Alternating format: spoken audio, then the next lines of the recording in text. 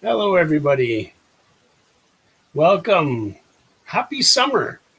It's been the summer solstice was a couple days ago, the summer solstice. So now we started summer.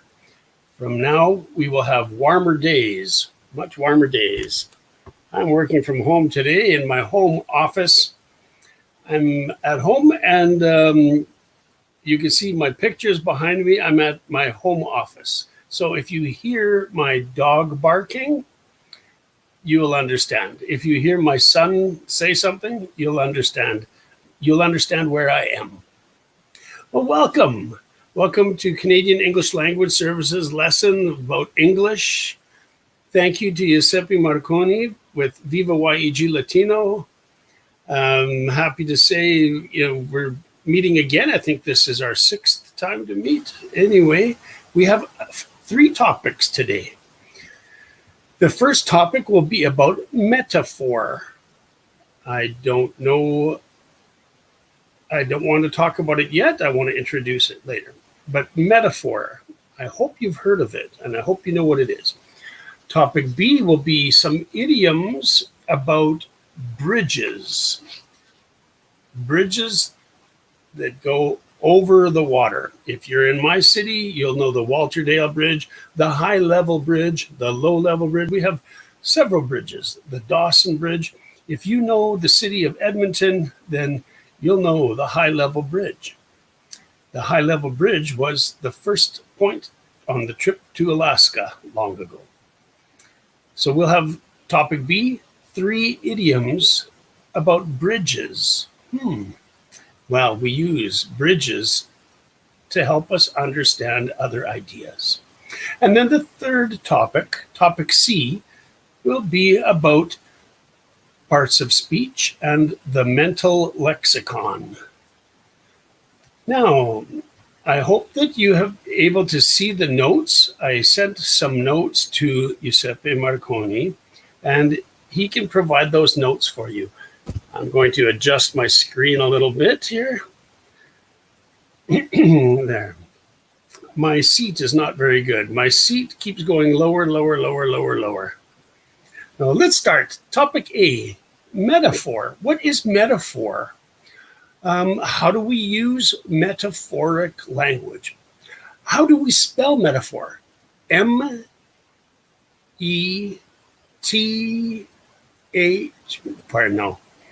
M-E-T-A-P-H-O-R. The PH sounds like the letter F. Metaphor. 3 syllables. Metaphor. And we can say metaphoric language. Now, metaphoric language is creative language. You might have heard the term figure of speech. Metaphor is one kind of figure of speech. So you could also say that metaphoric language is figurative language, creative language. So we use many metaphors when we speak, and it's important for learners of English to know about metaphors and to know about other figures of speech. Time out, I have to adjust my chair already. It's not a very good chair. It keeps going lower, lower, lower. So we are going to talk about metaphor, and we're going to talk about simile. I'm using those as mass nouns, but I can also use them as countable nouns. We are going to learn or study some examples of metaphors and some examples of similes. And I'm going to ask you to try and guess if it's a metaphor or a simile.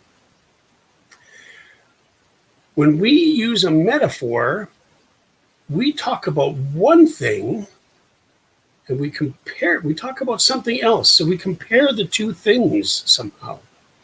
When we talk about one thing and we focus on it, but we use some concept of another thing to describe and help us understand that thing.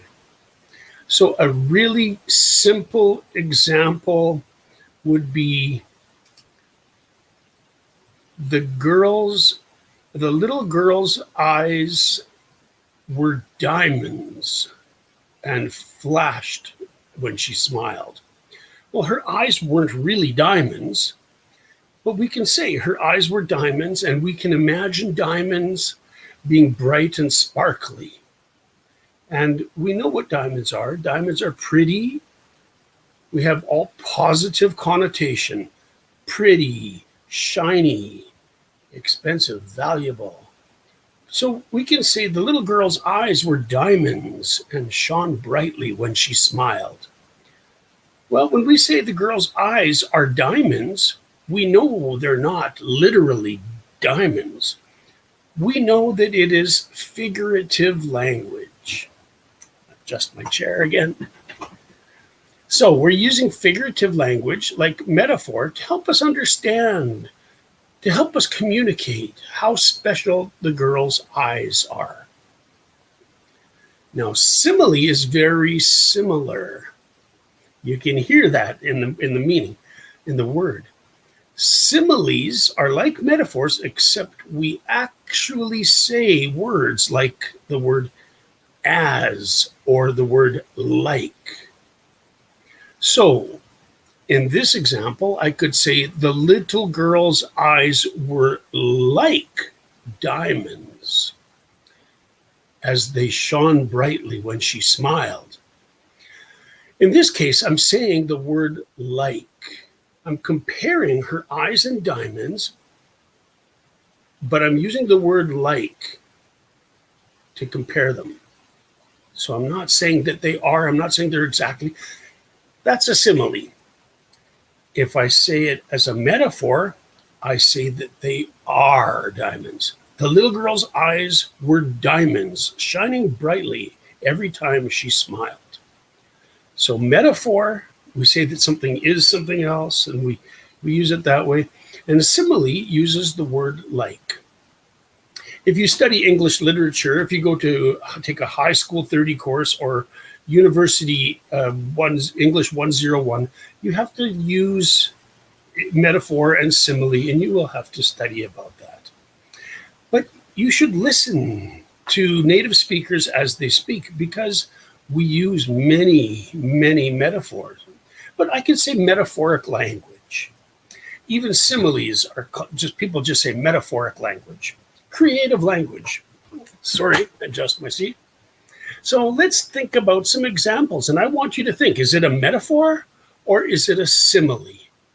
All right, now if you have the page of notes, then please look at the page of notes. If you don't, just listen to me very carefully and think, is it a simile or is it a metaphor?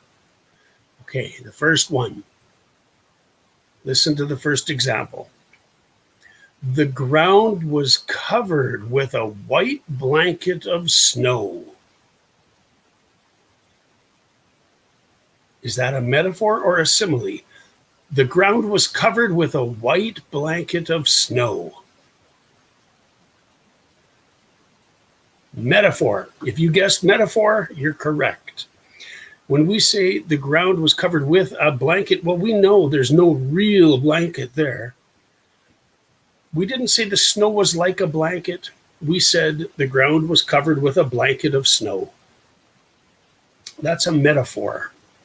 Okay, it's creative language to help us understand what it would look like, to help us imagine. Okay, let's take another example. Okay, this is similar to our first one. That girl is like a shining star. She's gonna go places, I tell you. So imagine this in a conversation. That girl is like a shining star. She's gonna go places, I tell you. Go places means she's going to be successful in life. Regardless of what her goal is, she's going to be successful in life. Why? Because she's so, I don't know, bright, like a star. So the girl is like a shining star. She's going to go places, I tell you. we talk about movie people in people who act in plays and movies. We say to go places. That means be successful. So in this case, if you guess simile, you're correct. It's a simile because I said that she is like a shining star. Okay, let's take another example, number 3. Jonah's eyes were ice as he stared at his sucky coworker who was always trying to get brownie points with the foreman. Okay, foreman. When I say foreman, that's kind of old language. It's not politically correct. We should say, well, if it's a man, I guess we could say foreman. If it's a woman, we say forewoman. But we don't say foreperson. On a construction site, we usually say foreman because it usually is a man. But these days, more and more women are in the fields of construction and trucking and all those other jobs that traditionally were men's jobs. So now you might have a foreman that is a woman. I don't know. We don't say manager. It's actually called a foreman. So politically incorrect? I don't know. Listen again. Jonah's eyes were ice as he stared at his sucky coworker who was always trying to get brownie points with the foreman. Brownie points. What are those? Brownies. Well, in Canada, not boys, but little girls, they go into a group like a club called the Brownies. And they do all kinds of tasks, and they learn many skills, and they help people. And it's a club for little girls, and little boys have the Boy Scouts. Now, again, these are kind of sexist, but oh well, that's traditionally what they are. Boys go to Boy Scouts, girls go to Brownies, and they're little clubs. So brownie points means to help somebody and get extra points for being good. What's a sucky coworker? You could say sucking up to the boss. So that means trying to be nice to the boss to get extra points or to gain favor, to curry favor with the boss. Hey, listen again. Jonah's eyes were ice as he stared at his sucky coworker who was always trying to get brownie points with the foreman. Okay, in this case, it's a metaphor. We say Jonah's eyes were ice. Okay, so we're not saying like ice, we're saying they were ice. That means cold, angry, not good, not happy. Okay, so that's a metaphor. Listen to the next one. Her puppy's licks were like flowers of affection. Everybody knows how puppies, they come up in your face and they lick your face. That's how puppies kiss their owners and their friends, right? So her puppy's licks were like flowers of affection. If you guess simile, you're correct because we said like flowers of affection. Okay, the next one. Fishing at dawn this morning was a dream. The lake was glass. Okay, the lake was glass means there were no waves. It was smooth water, flat. So the lake was glass. No, that's not possible. So we know it's just creative idiomatic language. So in this case, it's metaphor. Okay? This morning was a dream. No, we really did go fishing. So it's not a dream. It just means really positive, really nice, really wonderful. Listen again. Fishing at dawn this morning was a dream. The lake was glass. That's both metaphor. All right, in the notes, there are a few more examples. You can read those examples, and why not try it yourself? Sorry about that. My chair is dropping on me. Why not try it yourself? Send me an email message, write 5 sentences with examples of metaphor or simile. And if you send me a message with 5 examples like that, then I'm going to put your name into a draw, and one lucky person in June till July, till the next time we meet, will win 3 hours of study time with me, 3 separate 1-hour sessions. So why not take a chance and send me an email message with your own examples of simile or metaphor. 5 sentences, very easy. All right, topic B. Topic B are 3 idioms that use the word bridge. Okay, so let's listen to the example, or the first idiom. Cross that bridge when you come to it. Okay, now I've made a note here. This is for humans, so it's about animate subjects, and really it's about humans. It's not about dogs. We don't say that. We say this to people. So you can change the pronoun. You can say he will cross that bridge when he comes to it, or I'm not going to worry today. I'll cross that bridge when I come to it. Okay, so anyway, let's listen to an example. Don't worry about calling and contracting all the tradesmen, not just yet anyway. We won't be building on the property until next year. So let's just cross that bridge when we get to it. First things first, let's survey the land and find out where all the utilities are located. Let's not get ahead of ourselves. Okay, so don't start calling contractors to build something. No, let's cross that bridge when we get to it. Instead, let's find out where the utilities are and just survey the land. Okay, so to cross the bridge when we get to it means we don't do anything until we have to. All right, don't get ahead of yourselves. Don't take the next step until you have to. All right, you don't want to do something in the wrong order or do something unnecessary. Okay, the meaning is don't be concerned about something until you need to, until it's imperative. Okay? So you can look that up. You can look that example up. Type in to your browser, idiom, cross that bridge when you come to it. Or even just idiom, cross that bridge, and you can find more examples. Okay? I don't know not much time. So let's talk about the next idiom. Water under the bridge. Idiom B, water under the bridge. Okay, listen to this example. I know you're heartbroken, but you messed up and you got to get over it. It's too bad, but you've got to let it go. You got to let it go and just move on. Okay, you can't go back in time. You just got to. It's all water under the bridge now. Okay, that means something happened. And like water moving, water flowing under the bridge, it doesn't go back. It all keeps moving forward. That means you can't change the past. So you could say, oh, don't worry about it. It's all water under the bridge now. If it's water under the bridge, that means things are done. You can't change them. Just move on. Okay. So look that one up. Just type in your browser, idiom, water under the bridge.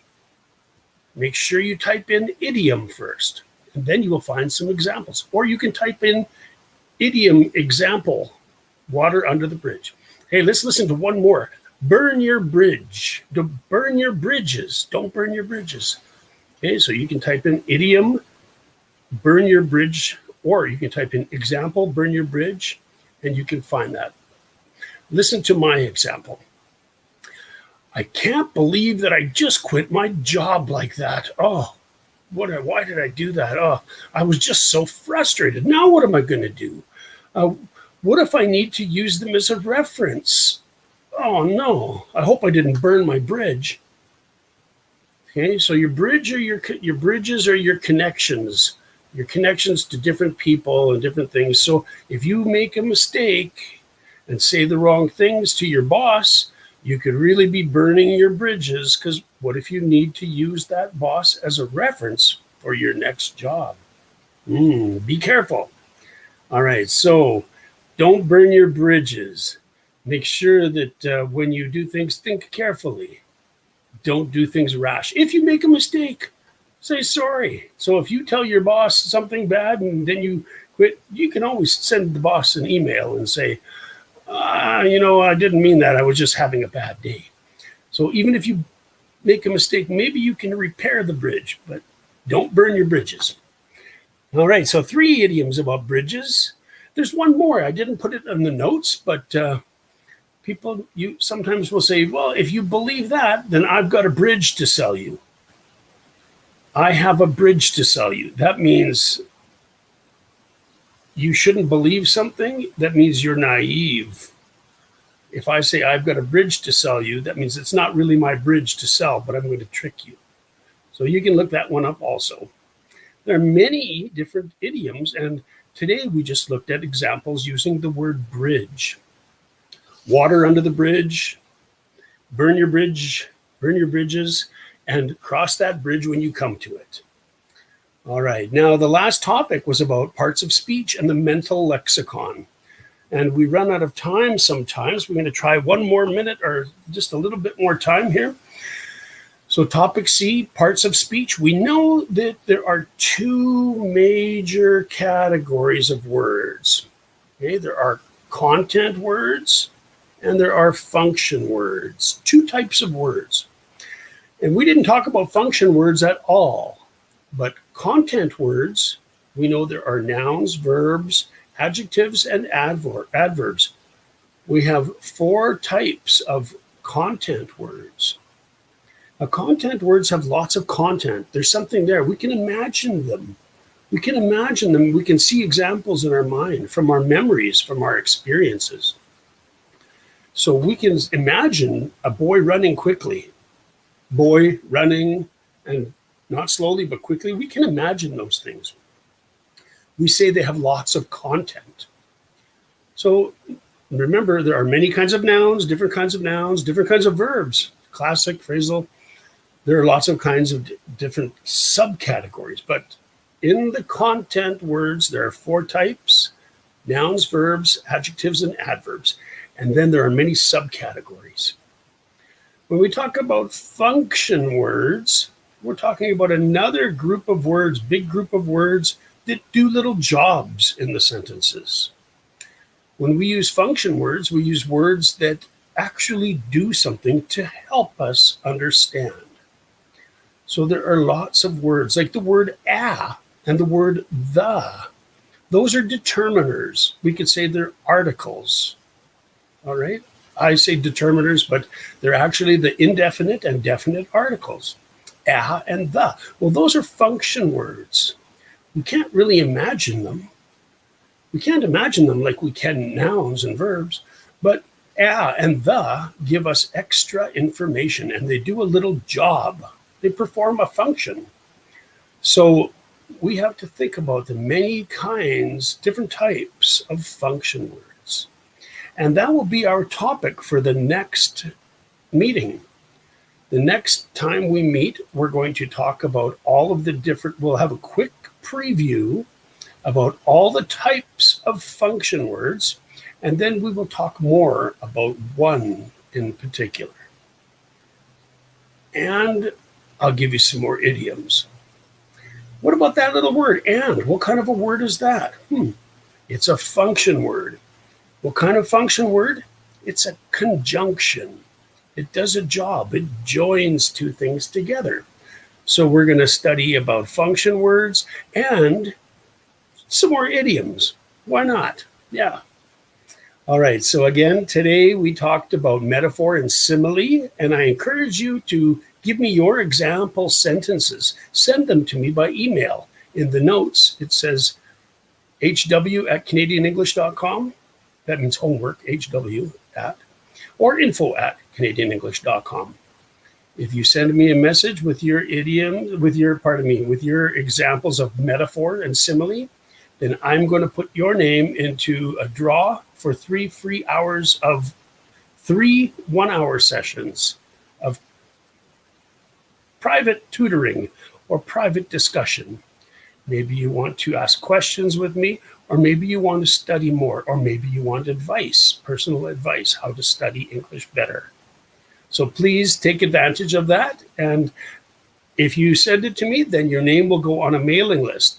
Later this summer, you will be the first to know about podcasts and other things that will be offered with Canadian English Language Services.